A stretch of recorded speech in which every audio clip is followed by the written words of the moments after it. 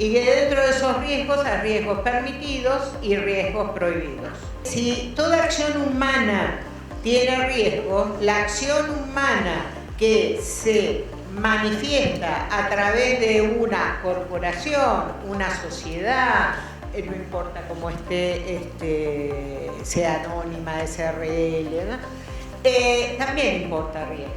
Y cuanto más compleja es la organización de esa sociedad, cuanto más complejo es el objeto social de esa sociedad, va a tener mayor posibilidad o mayor obligación, no posibilidad, de asumir riesgos.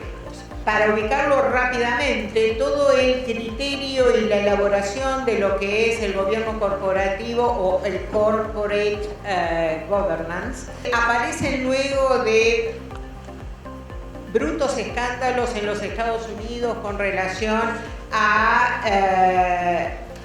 el retiro de las personas a través de la suscripción de acciones que después se demostró que estaban deficientemente registradas, que hubo una manipulación de ellos, Welcome, Enron, etcétera, etcétera. Y ahí se dieron cuenta, tenemos que hacer algo distinto. Ulrich Beck dijo que es uno de los riesgos de la sociedad global, esto es, las crisis financieras globales, a lo cual se agregan dos que son fundamentales también, la crisis y el riesgo de terrorismo y el riesgo de delitos ambientales. Basta pensar con lo que está pasando en el mundo, más allá de los temas políticos que uno pueda ver con el tema electoral en distintos países, si aumenta o no aumenta el subsidio, etcétera, etcétera. Beck no se equivocó. Y no se equivocó porque, esto no lo dice Beck, esto lo pienso yo, a los seres humanos nos encanta asumir riesgos. Y nos encanta asumir riesgos porque, como diría un psiquiatra que conozco, naturalmente el ser humano es transgresor. El problema no es la transgresión, sino que el problema es la falta de sanción, la falta de límites. En el tema de estos riesgos que están permitidos o que están prohibidos, más allá de la normativa específica, como es la ley 27.401, de la cual ya hablaron mis colegas, el punto que yo quiero señalar es que las legislaciones lo van delimitando y lo van relacionando con algunos delitos. Yo no sé si el doctor Jacobucci esto ya lo dijo respecto del proyecto en el Código Penal, pero la responsabilidad de la persona jurídica, si es que alguna vez, tal vez quizás sale este proyecto, ya me dice Carlos que sí, que apueste, y el tema es que la responsabilidad de la persona jurídica no está limitado solamente al tema de corrupción, lavado de activos, financiación de terrorismo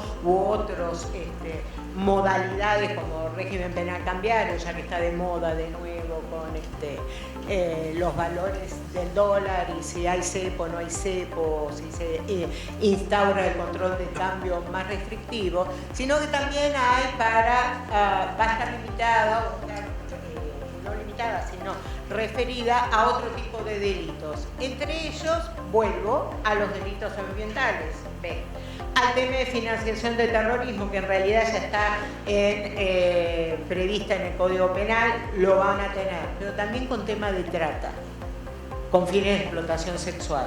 También con la trata en el tema de la explotación laboral. Yo hice, o me formulé, algunas preguntas frente a este escenario. ¿Qué le podría pasar a un oficial de cumplimiento que tiene a su cargo velar por la aplicación de normas de integridad, por ejemplo, en un banco? ¿Sí? O sea, no solamente tendría que tener en cuenta el riesgo íncito en el negocio bancario y financiero, sino que tiene que tener en cuenta cómo esos riesgos que puede asumir van a impactar a nivel de la reputación de su institución. Podríamos ver algunas de las preguntas que se va a tener que formular sobre todo teniendo en cuenta que va a tener que aplicar el compliance dentro del programa de integridad que esté bien hecho y que esté hecho a la medida de cada una de las empresas, no el copio-pego de qué pasa en otra empresa, porque tengo que ver la entidad. ¿Cómo hago para yo tratar de minimizar los riesgos? Que de esto se trata la responsabilidad de compliance. Hay un tema preventivo, minimización de riesgo, ¿para quién? Para la persona jurídica. ¿Y para quién? Para el directivo, porque si no está el compliance, eso lo tiene que hacer el directivo. ¿Cuándo comienza la corrupción? Acá hablaron de lobby, ¿no? De los lobistas. ¿Está permitido en este país? ¿Actúo en otro país? En el otro país está permitido porque hay países que claramente permiten el lobby.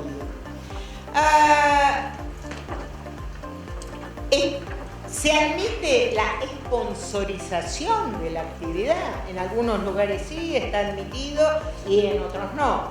Entonces, frente a este panorama que cada vez resulta ser más complejo, ya me pasé, pero me están dejando tranquilamente. Cada vez más complejo, aparece un señor y una señora. Acá aparece un compliance officer, que por suerte en general se dice en inglés para no tener que utilizar el lenguaje inclusivo. Compliance officer o el chief de los compliance officers, ¿sí? La persona humana, diría el Código Civil y nuestro ministro Lacunza, que habla de la persona humana,